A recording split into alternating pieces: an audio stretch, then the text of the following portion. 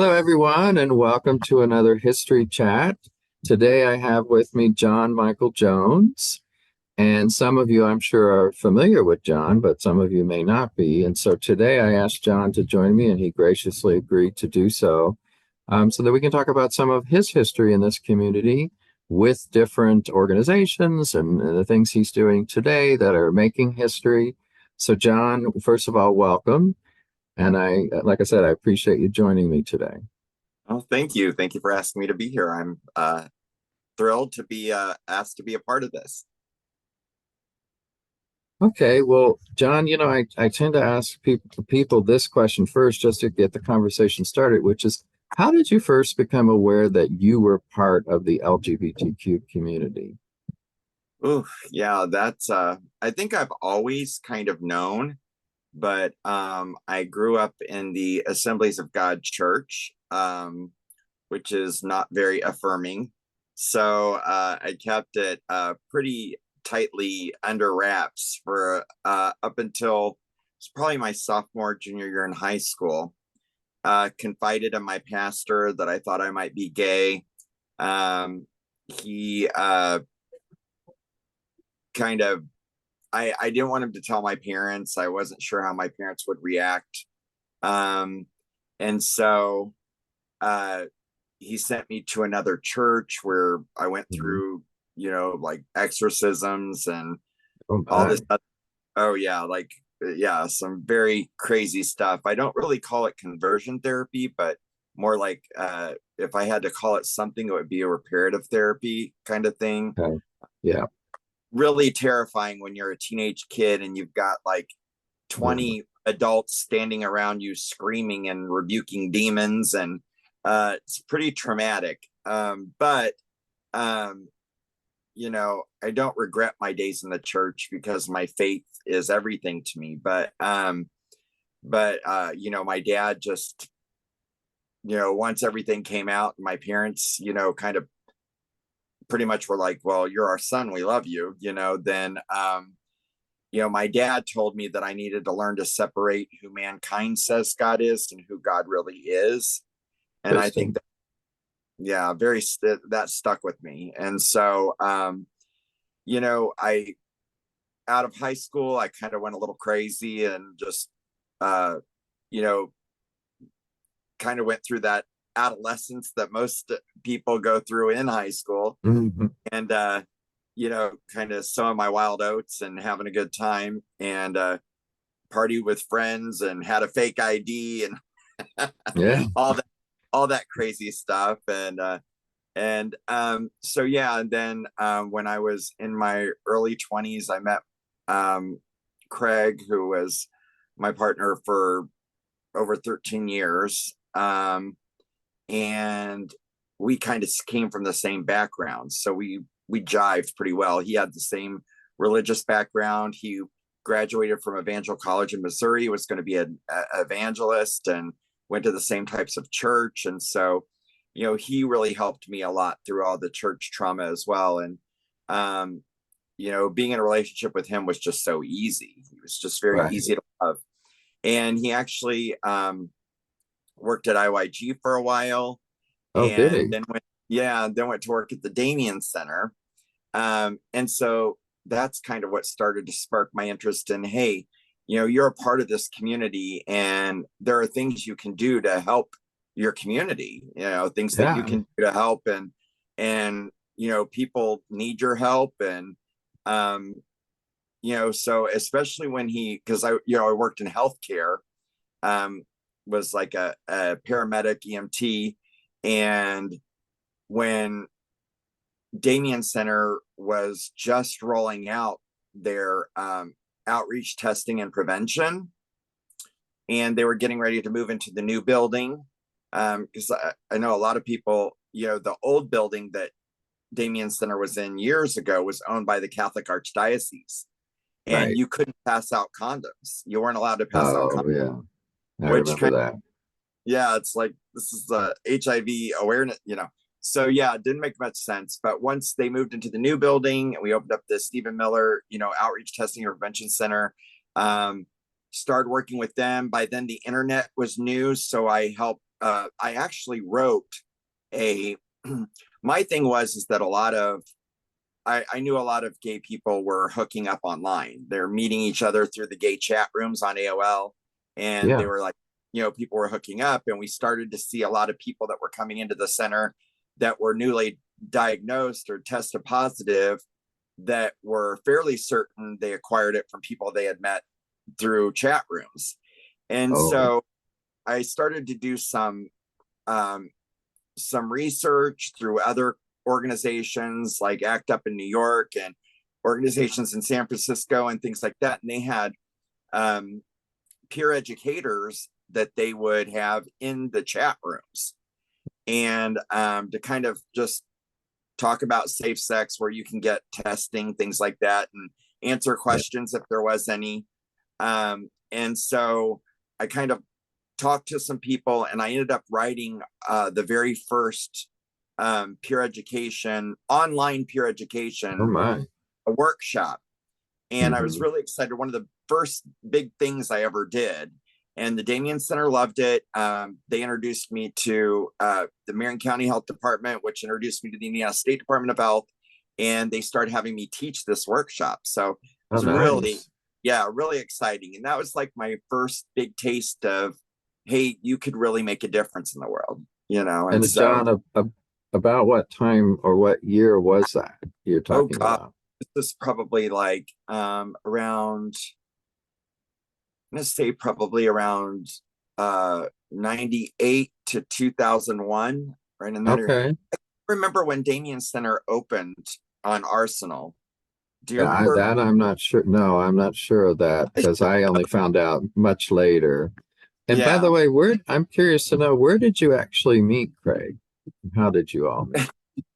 that's really a funny story too, because he was going to law school in Bloomington, and I had run into him at this fashion show that he did at the Vogue. Oh, Um, nice. Yeah, and I went with some friends. Remember how they used to have Boing at the Vogue Yes, on space? I do. I went and saw him. He was one of the models in this fashion show, and Oh, I just okay. and I. The funny thing is, I looked at my friend that I was with, and I was like, "Someday he will be mine." Like, just kind of laughing and joking about it. But of course, I didn't have the guts to say anything to him. We danced from afar and we kept like looking at each other. But and then it was funny because it was like I couldn't get him out of my head. It was like the first person that I ever really felt like, wow, I really like this guy, and we just kept running into each other in like the weirdest places. Finally, one night at Greg's, I was doing I think it was for garage party, like the kickoff for garage party at Greg's, and I think I was bartending, and Craig came in with friends, and I told him I was like, look, if if you're gonna keep showing up every place that I am, we should probably know each other's name. And so we talked, and then we ended up dancing. He gave me his number, and like a couple days later, I called him or he called me, one or the other, I can't remember which, and Hmm. we talked on the phone like all night long, and then we made a date to go out to dinner, like I think a day or two later, and Yeah. he came up to my apartment and never left. Oh my gosh, isn't that Yeah, it's like a story that you hear about, but you don't actually live, and you actually lived it for that wonderful yeah, time. yeah. Another question I wanted to ask you was, how did you actually get involved with IYG for the first time, or in the beginning of when you first found out about it, or how did you find out about it?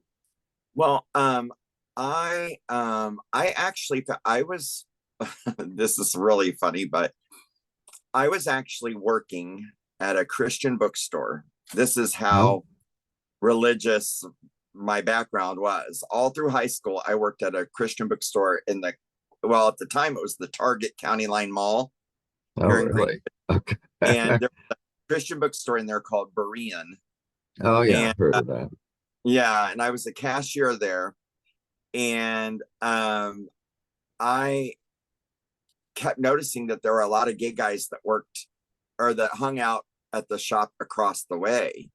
And one of them I thought was just really good looking. And I would always like Google him from he would like look back at me too, but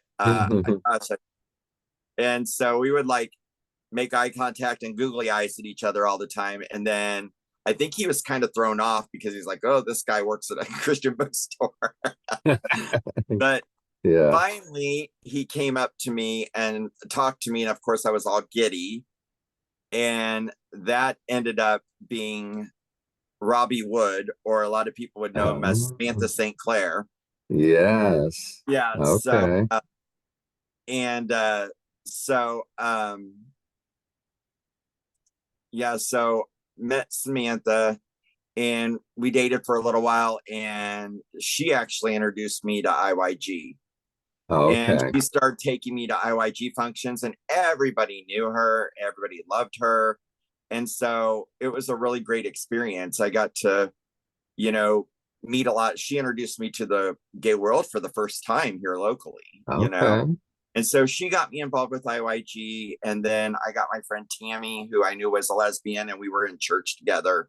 We kind of were each other's security blanket. I knew she was a lesbian. She knew I was gay, but we went to prom together and we wouldn't out each other. Yeah. And I introduced her to IYG, and, so we started going to like the skating parties and all that stuff. But yeah, that was back when, I mean, gosh, IYG couldn't have been very old back then, because I Well, know, what year was that, do you think, that you started going there? well, I graduated from high school in 91. So that had Okay. to be like 88. Okay. Well, yeah, if it was 88, IYG was 1 year old. Yeah, because I So think yeah, that that right, if I remember right, it was like Chris was had just gotten it started. And yeah, I mean, we were, but there was like 25 to 30 people there all the time.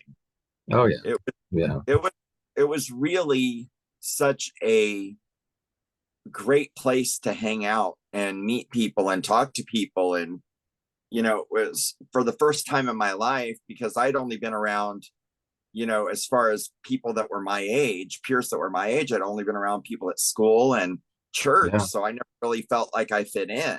I've kind of felt like exactly.